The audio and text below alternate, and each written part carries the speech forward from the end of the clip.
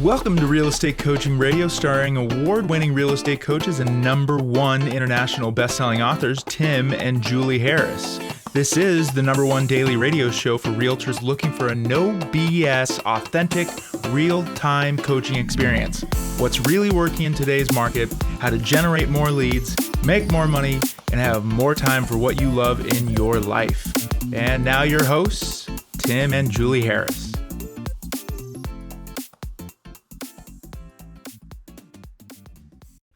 3, 2, 1, and Julie, we're back. It is June the 15th, and we have a fun show for these guys today. We're going to pick up where we left off yesterday, and I'm going to give you guys a slight warning. If you hear any sort of things that sound like crunching noises in the background or, dog noises, is because Max, our French Bulldog, is in our office with us today having a chew bone. He has not quite gotten over the fact that Zoe is no longer homeschooled because of COVID. And, Zoe's going to summer camp, so she's not home during the day for him to hang out with and pester while she's on being homeschooled. So he's a little depressed, so we decided to keep him in the office with us. Yes, more attention for Max. But there could be crunching noises. There could be crunching noises. He devours his, what is that, yak milk bone or something? I don't even know.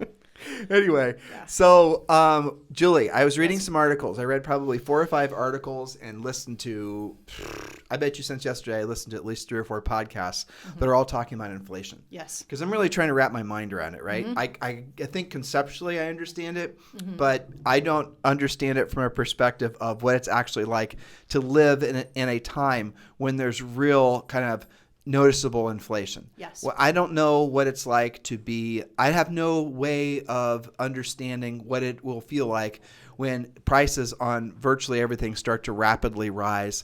Because we've lived in times before where there's been categories that have increased in cost, yes, but not everything universally.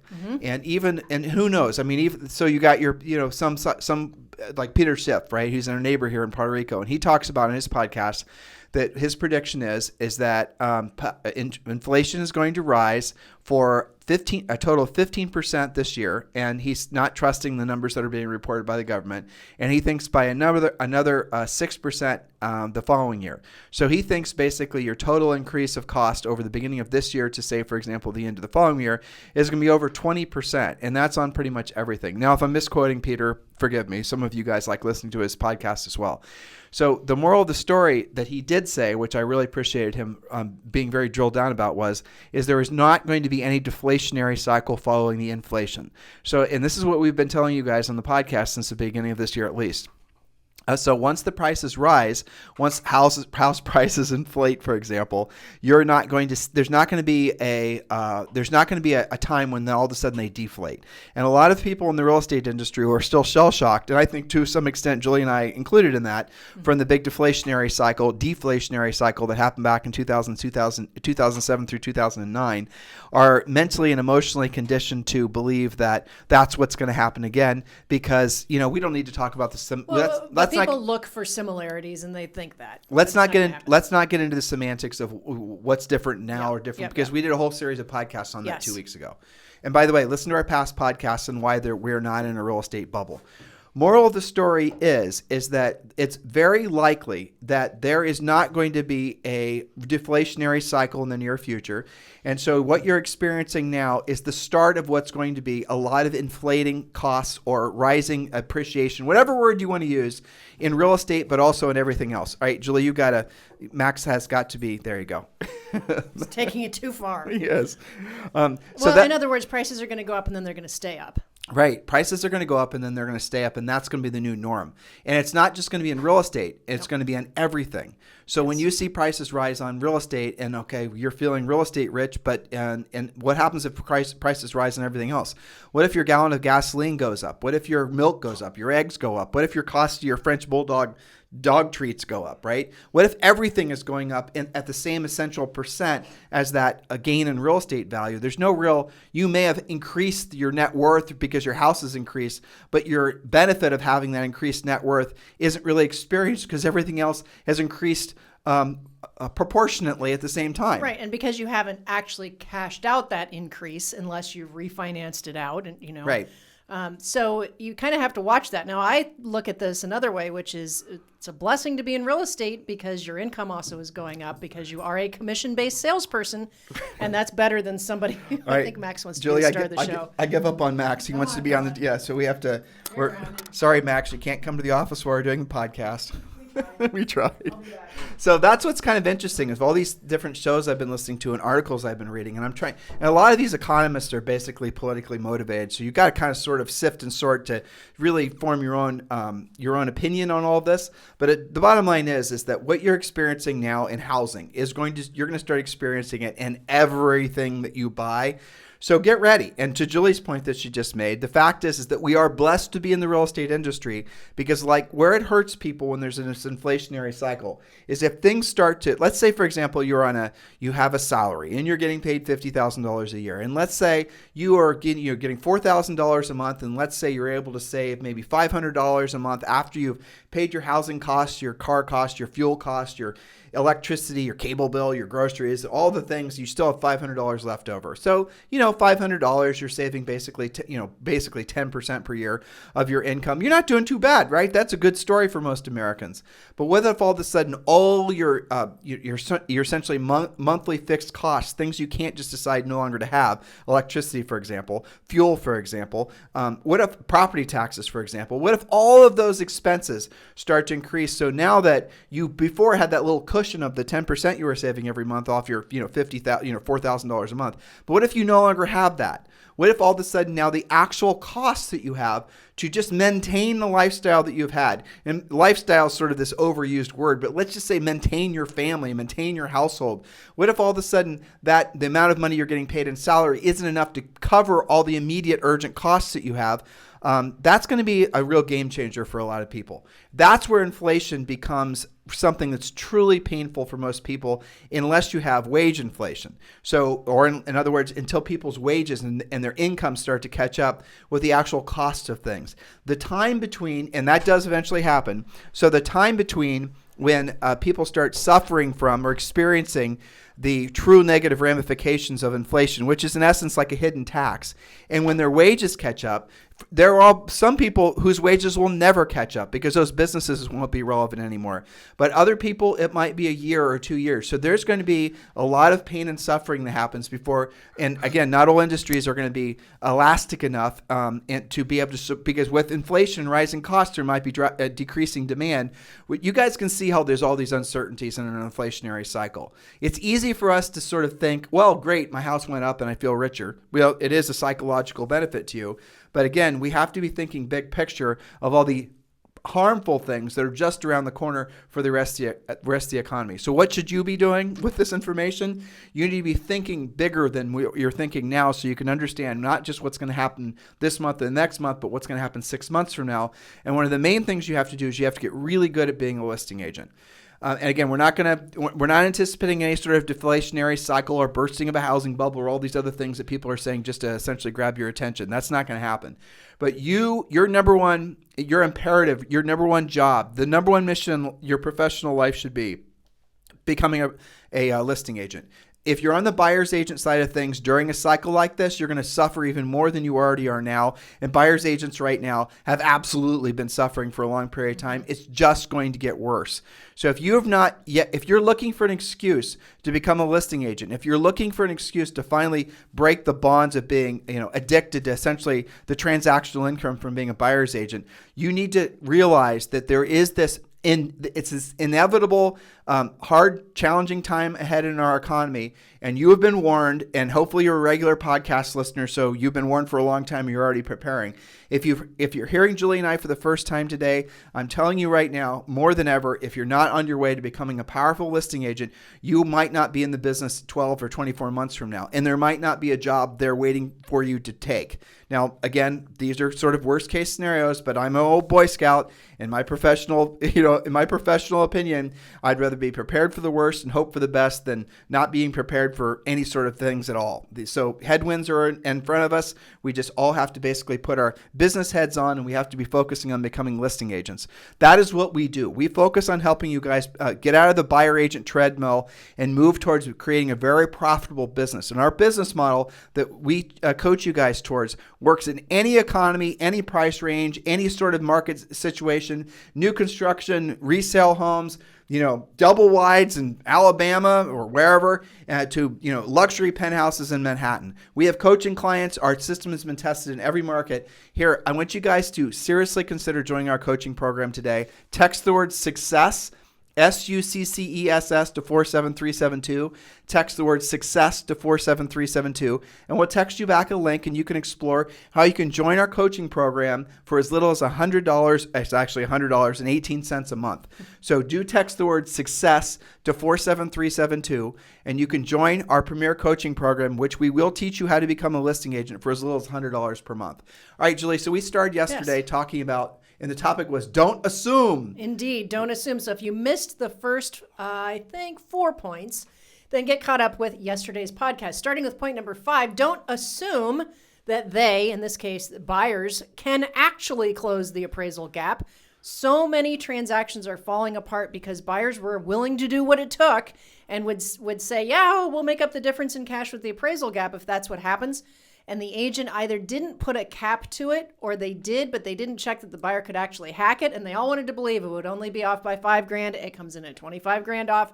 Buyer can't handle it. They back out. They lose their earnest money. They get pissed at their agent. The listing agent wants to sue, the seller wants to sue everybody because after all, the buyer agreed to it in the contract, but couldn't actually follow through. Now, I see this not so much from the coaching calls from our agents, because we've coached them to at least put a cap on it or not do it if your buyer can't handle it. But I also read mortgage lender blogs and things like that, and I see what they're complaining about. And that's one of the biggest things that they say is killing deals right now. Well, it's also kind of scary too, because I'm trying to remember which coaching client it was. I don't remember their name. I do remember it was a man. Anyway, he was stuck in a situation where it was a sophisticated buyer buying an expensive property, and this expensive buyer, this wealthy buyer, so they could afford whatever the overage was, was playing hardball in a competitive offer, and they put in that deal where they'll pay a certain amount over the highest verified offer. Escalation clause. But they didn't put anything in the contract about how the offer was to be verified.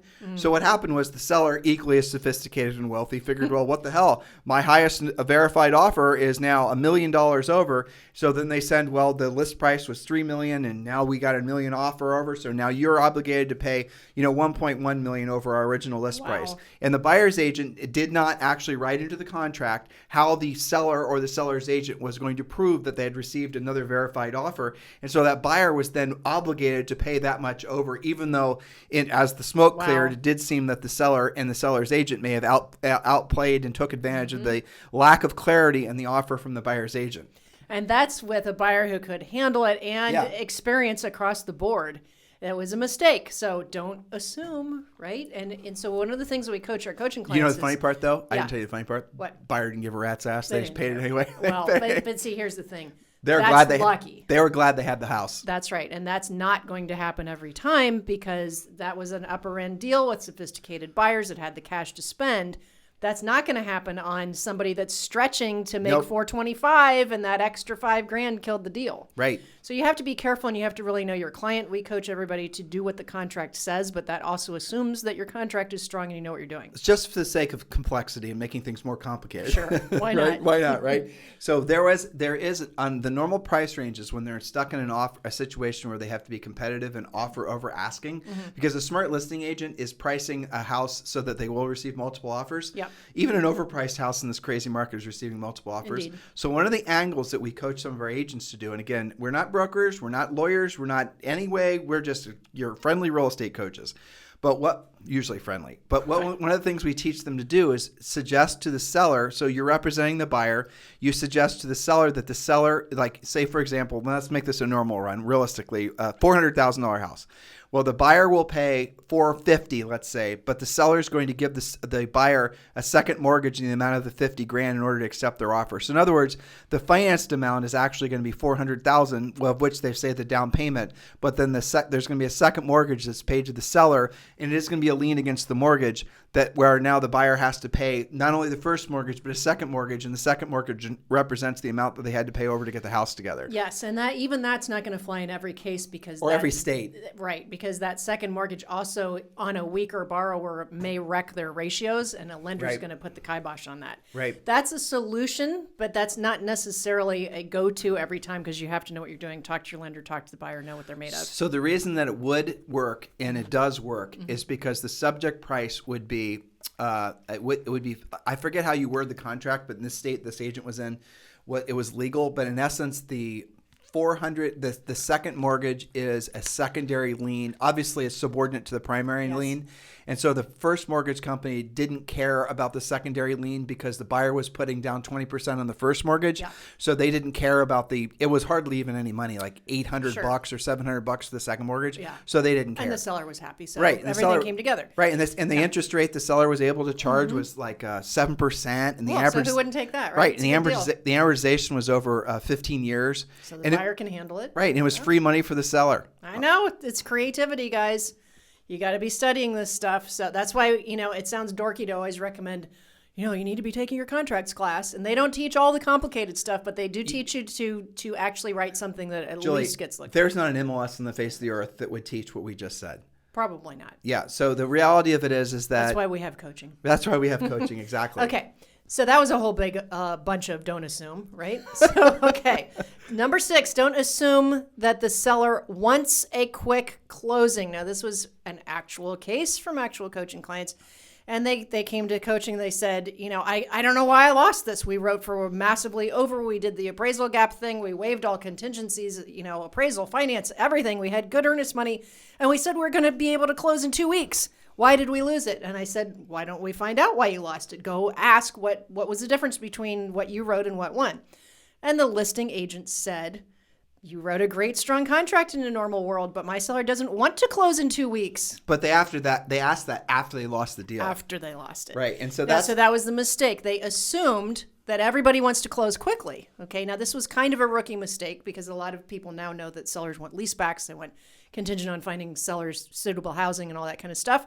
But the point is that you guys have to remember to read the agent-to-agent comments when they're there. They're not always there, but also communicate with the listing agents. Do what it takes to find them and get those answers, and don't make these assumptions. So here's the sticking point on this. Depending on the type of mortgage and all the rest of it, the buyer might not be able to actually give the seller a lease back for a long period of time as part of the contract. Yes. That would be something that would happen after the deal closes. Right, and there's turns and twists to this as well. So most lenders want buyers to have possession within 60 days of closing. Right.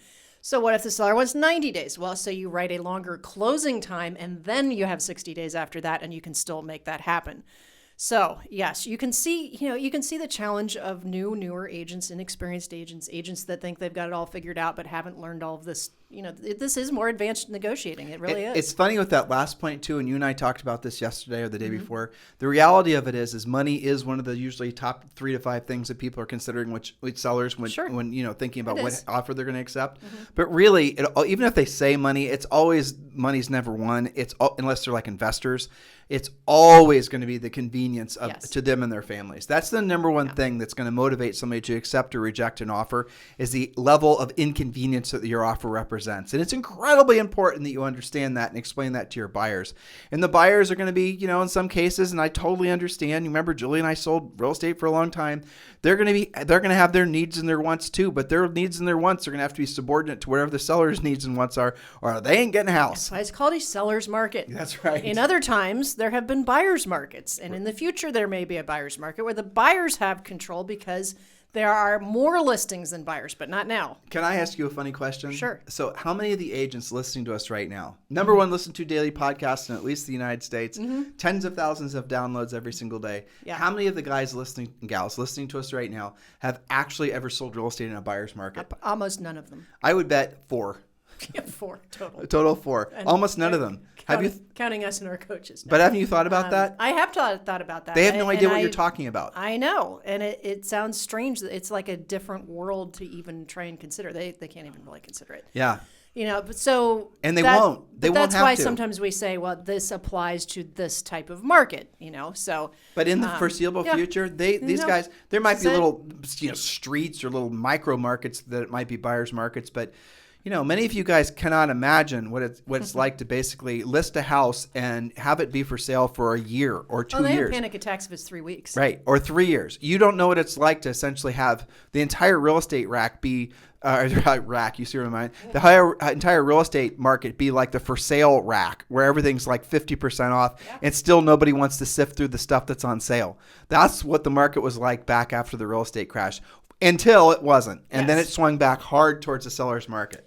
I think the record holder is a past coaching client who was in White Plains, New York. She had a listing for not one, not two, not 5, but 7 years. Yep. You could have a 7-year-old child by the time it took to sell this thing, right? Okay, it started at $2 million. It had huge property taxes, just like massive, and there was nothing you could do to negotiate them away. She had tried. Okay, so every winter they would take it off because it was untraversable. The driveway would be snowed in. Then they put it back in the spring. They try again, okay? Ends up doing a series of price adjustments, not reductions, okay? Repositioning on the market, and ends up selling for half. It sold for $1 million, okay? But it took her 7 years to get there. Yep. And I say kudos to her for keeping the relationship alive. The joke then was the object is to be the listing agent when it actually sells. Different times, right? You're jumping on the punchline, so let's tell the whole joke, right? So Julie. Yes. Can I tell you the secret to being a listing agent? Sure. What is it? It's a secret. Oh, you can't tell anyone else. It's a super secret. What is it? Oh, ready? I'm ready. Have the listing when it sells. I mean, Exactly. that's the joke in the buyer's market, because the listing is going to go through so many different agents before it sells. It would expire 3, 4, 5 times. Totally. Sometimes, And by the way, when Julie and I sold real estate, that was our market. And so if you were not aggressive with not just pricing it right, but then going after, you guys think right now is tough. Let me tell you what's tough. When you have a bunch of 20, 30 listings and you have to reposition them, lower the price every 2 weeks or 10 showings. We used to have to do those calls every Friday, and let me tell you, we still have PTSD from that. Absolutely. You guys think it's hard now, when oh my gosh, it didn't sell after 2 open houses. Yeah. Imagine, having to have a relationship with that seller. And sellers having to bring checks to closing just to get rid of the house. Yeah, so stop your whining. That was a fairly normal thing. And you would have to tell a seller not what their net proceeds were, but the amount of money they had to bring to the closing just to, is that even registered? Which sometimes was strangely equal to your commission, which is a whole other conversation. Right. I mean, we'd list houses. That's tough, man. It was fairly normal. You'd list a house for $250,000 or $350,000. And the people had been there for 3 or 4 years, and they were losing not only their down payment, but they were essentially the amount of money. They would be sometimes negative on the mortgage or negative on the payoff, and they'd have to bring a check to closing.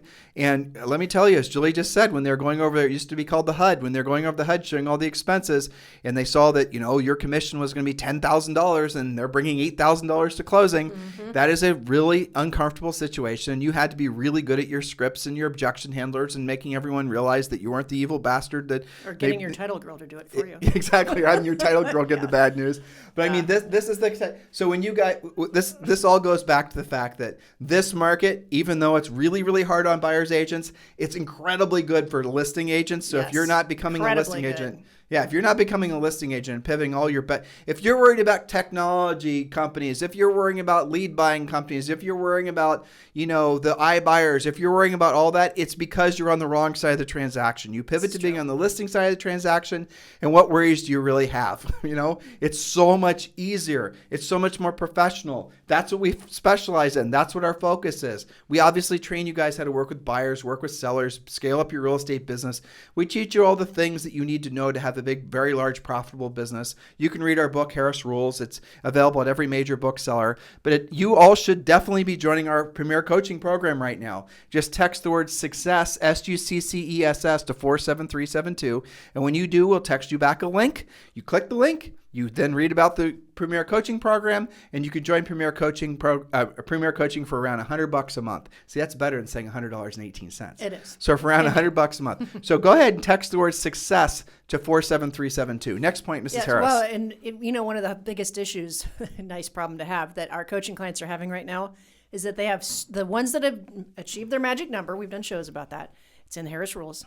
that have achieved that magic number of listings and learned how to sell them and lather, rinse, repeat. They have so much pending right now that they're all scrambling to identify transaction coordinators and get really good people to help them so that they continue to lather, rinse, repeat at a higher level than they thought they'd be able to at the beginning of the year. Magic number is the number of listings you need at all times to basically on average a certain the desired number sell to meet or exceed all your financial obligations, your hopes, your wants, and your have-tos.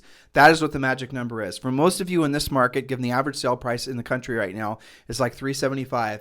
If you had, probably most of you would be right as rain if you had 3 listings at all times and you had at least 1 sell per month, and you'd be making $120,000 a year.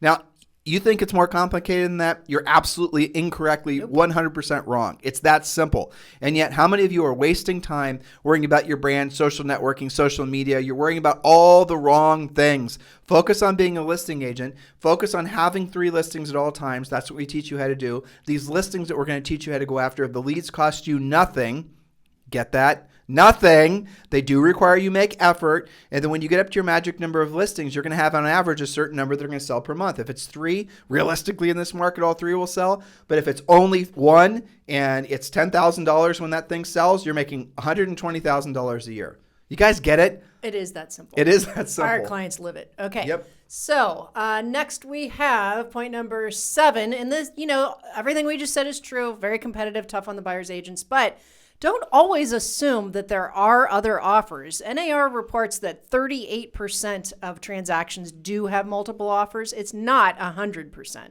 And so one of the strategies that our clients use is to look at back on the market listings, not just active listings, because those back on the market ones can slip past your eyeballs. When you looked this morning and there wasn't anything to show your buyers. Not that you're going to only use the MLS. We've done podcasts on that too. But, look for back on the market and look for things that actually do have longer days on the market. It's kind of like, a billboard that you notice the first time on the freeway and then 2 or 3 times later, you don't even notice it, right? So there are listings sometimes that hit the market and, maybe they go pending and then it falls apart, it comes back and you didn't notice it. You got me thinking about something. Sure. So the end of this month, going to the following month, is a national holiday. There will be, and listen, this is a special news alert for all of you. One of the best ways for you to get an advantage on the market is by working with expired listings. There's only a handful of times per year when you sort of have this perfect, opportunity where there's a end of the month and the beginning of the month. So we have the end of June, beginning of July, where it also falls over a holiday. Now, the reason this is extra special is because most agents and brokers set their listings to expire at the end of the month or the beginning of the month. Why, I don't know. And then when you have that be on a holiday, everybody's home, nobody's working, everybody's in a good mood. When you actually do the real work of real estate, when you communicate with these people, even if you have no previous relationship with them, you're going to find a few things. 1, they're going to be receptive to your call. 2, they probably didn't know their listing expired because their listing agent is out at the beach having hot dogs. So in other words, the listing agent didn't tell them their listing was about to expire. And you are working when other people aren't working, but you will get the advantage that other people won't get because you're going to be able to directly communicate with people. The hardest thing with doing the proactive lead generation is getting somebody on the phone or getting somebody to directly communicate with you. So there's these golden times of the year, and we're coming up on one of them. So if you're looking for how to get a jump on the rest of the year for the next 6 months, go hunting expireds the end of this month into the next month, especially, and then every day after that. And then call the old expires. Go back a year. Go back 2 years. But especially focus on the ones that are expiring the end of this month, beginning of the following month. Indeed. It is a gold mine. And, there's only 12 of them. Well, how many do you need to be happy, right? Exactly. So don't complain about that. And if you look and there's not that many, expand geographically. And as Tim said, go back in time as well. Okay, so next we have point number 8. Do not assume that the listing agent is a jerk. You guys are terrible all over online complaining about each other. Oh, the listing agent didn't call me right back. Oh, they don't text me right back. You've got to be proactive. You've got to put it in your control, but don't cop an attitude and expect them to call you back. That's just bad professional behavior. And don't ever say anything bad about anybody online.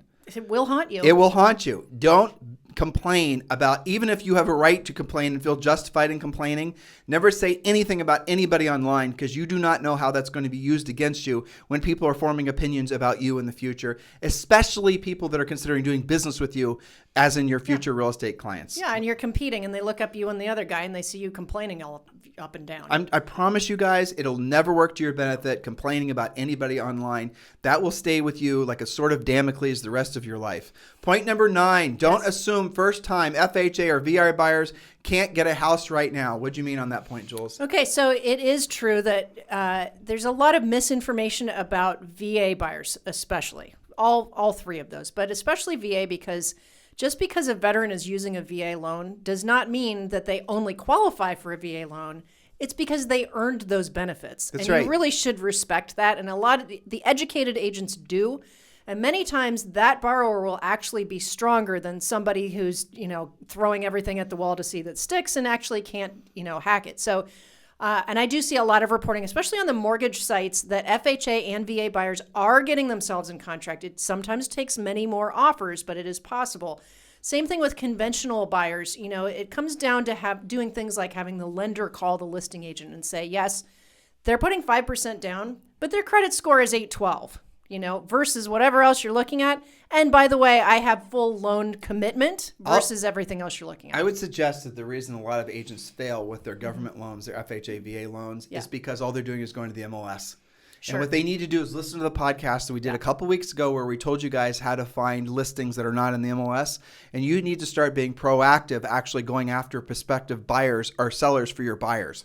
But also the same goes, by the way, when you're making those phone calls, what you're actually doing is you're also prospecting for a potential seller, and you now can start becoming a listing agent. See what I just did? I tricked you. That's right. You wound it all up together to turn them right. into listing agents. Yes, but don't assume that they can't hack it, because there's a lot more to the picture. And I like the fact that you did point out the fact that it's being 100% disrespectful, especially, frankly, to the VAs. Absolutely. To the veterans who are purchasing. Yeah, they earned it. So they earned it, and respect that. And if you're in a military town, you're not going to have necessarily the same struggles with the actual sellers who are also veterans, but you might have some misunderstandings on behalf of the listing agents. Yes. So you're going to have to work through that. Some of these listing agents are new, maybe got the listing because they just knew somebody, they knew them from church or whatever, so they have no real estate background. And some agent whispered in their ear, try to get an all-cash buyer from an investor versus a VA. You're going to have to educate oftentimes that uneducated listing agent on why they should be accepting your offer. And I'll tell you something more. When a veteran sees an offer coming in from another veteran, that actually will give that veteran buyer an advantage. Absolutely. So, you have to be a little bit more aggressive sometimes when you're dealing with people that are frankly ignorant. Well, that's true. I joke and call that the undisclosed dual agency, where you're doing both sides of the deal, but only making half the commission. Well, that's not bad, though. It's not an undisclosed dual agency. She's joking. just saying where you're essentially having to work. You feel like you're doing their job. You are doing their job because they don't have the skill set. That's right. And, you point out, especially in veteran-rich towns, I think about around Northern Virginia, one of our coaching clients is friends with a builder who has special VA deals. Yep. So there are areas, especially if you're in a military town, that, you just have to know about where those deals are. Remember Marcia Sells in Texas? Yeah, that's her thing. Yeah, she sold hundreds of homes. She still is, yeah. I think it was Fort Hood, Army base. Right. Yeah. And she would sell, she was a massive agent there. Yeah, that's her thing. And so here's the thing. You take good care of veterans. You don't think they're going to refer all of their veteran buddies to you? Of course they are. Do a good job, okay? All right, so that's an easy one to fix.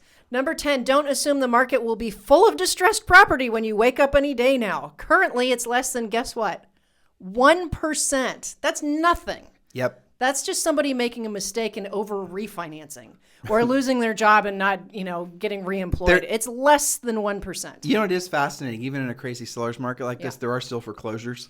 There are some random ones. Yep. I hear about it from coaching clients from time to time.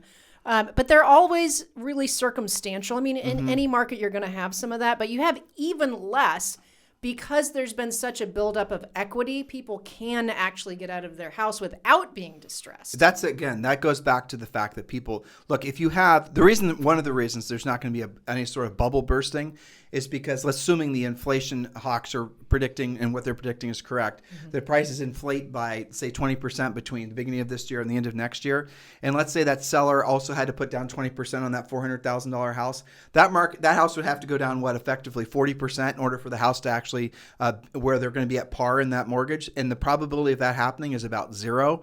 So realistically, guys, stop waiting for the bubble to burst. There is no bubble, and you got to be really suspicious of anyone that is telling you there is going to be, because in this inflationary cycle, we're going to experience things once in a lifetime phenomena that we've never experienced before, and these cycles can last years. By the way, this isn't going to be something that'll come and go. I know the Fed is saying it's transitory inflation. No. I'm not really sure what that means. I don't know. It just sounds better than regular inflation, I guess. Yeah. But there is no real comparable time to this. You can't say this is just like that. And again, you pointed out, we did an entire week of podcasts that was extremely specific. Why? Point number 10 is true. Don't assume the market's just going to become all distressed. It's so far away from that. You can't be believing that. Well, oddly enough, Julie, that doesn't sound like a mindset point, but it's a mindset point, because when we were doing a lot of clubhouses, there's agents who would ask the question, well, I'm worried about the bubble bursting, and so I don't feel comfortable selling houses to my buyers, which in my opinion is kind of a bullshit thing, because ultimately they're asking you to sell them a house, and somehow you're overlaying what their wishes and desires are for you with your own fears and concerns. That's really not valid. That's not how a professional acts. But if you want to essentially rationalize with actual factual stuff, explore it yourself. Look at the fact that if you don't help that buyer buy a house right now, you're going to most likely price them out of a house for the foreseeable future, and that can be years. When Julie and I started selling real estate in the 90s, there were people who were in their 40s and 50s buying their first house, because in the late 70s, there was an inflationary cycle that knocked a lot of them out of the market. And a lot of them basically were barely able to keep up with rent and start saving money for down payments. And then they were finally able to buy their first houses. And so we've all been spoiled by this crazy market we've been experiencing since roughly 2009, 2010. It's not normal, but guess what? It's going to be essentially that market amplified for the foreseeable future. Again, I cannot stress this enough. If you are wanting to make the most of what's happening in the market now and what will be happening in the market, you have to become a listing agent.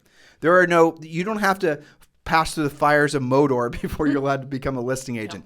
You don't have to sell a certain number of houses to buyers. You don't have to sell a bunch of houses to buyers and wait for them to put the houses back for sale and you can list those houses. You don't have to do any of that crap. You can actually become a listing agent the second you get your real estate license. And for those of you who've been in the business for a long time, as a lot of our coaching clients have, you know what I'm saying is true. You're seeing the buyer side of the transaction is becoming more and more frustrated and hard to do. There's an old saying, which is conflict with a lot of how people are, conventional thought. There's a difference between quitting and quitting while you're ahead. There's that.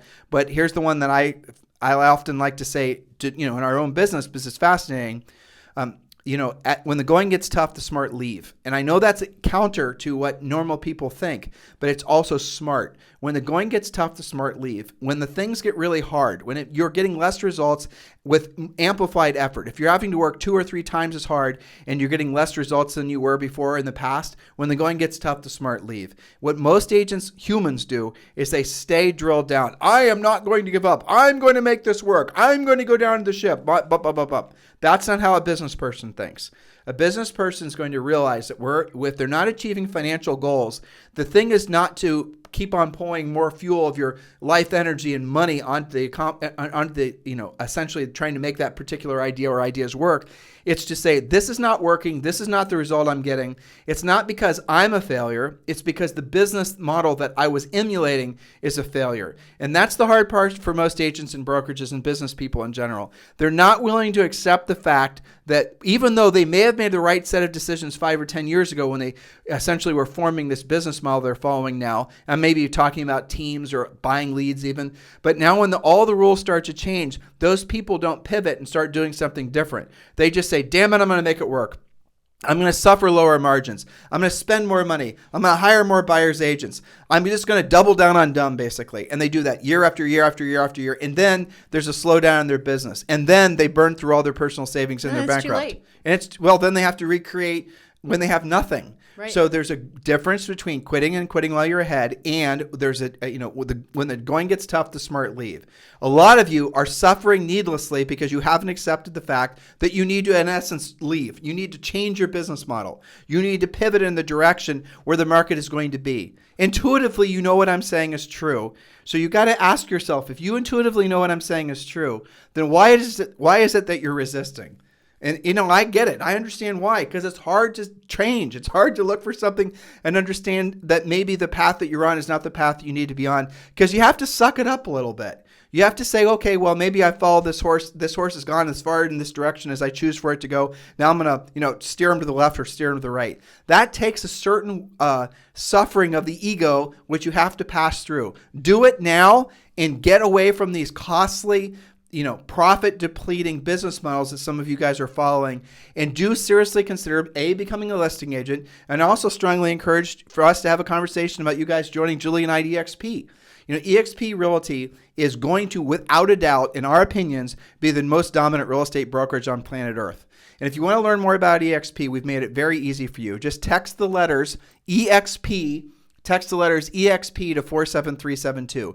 And we're going to text, that'll basically send you to a website. And with that website, you can learn not only about EXP, but you can also join or learn about why you probably will want to choose Julie and I to be your sponsors at EXP. So text the letters EXP to 47372. So, Indeed. Julie, I like this topic. This was really good. Yes. Well, I'm glad you enjoyed it. I hope they do something with it. The theme has been don't assume. When you make those assumptions, and we went through like 10 or 11 of them, then you are putting yourself and your clients at risk of you either not getting the listing in the first place, not putting the deal together, or losing out on the buyer side. So these all came with what to do about it. So I hope they take action. I always like podcasts where we can tell stories. Right. I'll have to work on the next one. I know. I was going to ask you what you're doing tomorrow, what we have for tomorrow, but I figured you hadn't gotten ready yet. Not yet. We'll get there.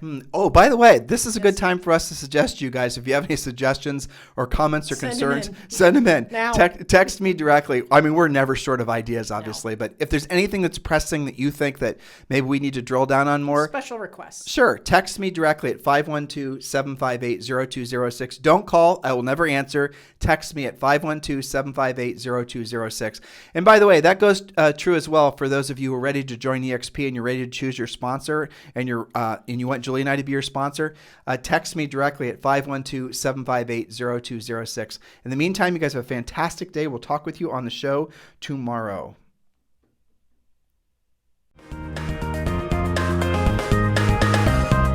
This program has been a presentation by Tim and Julie Harris, Real Estate Coaching. For more information on our real estate coaching and training programs, visit our website at timandjulieharris.com. Remember to tune in weekdays at noon for upcoming shows, and until next time, thank you for listening to Real Estate Coaching Radio with Tim and Julie Harris. This podcast is a part of the C-Suite Radio Network. For more top business podcasts, visit c-suiteradio.com.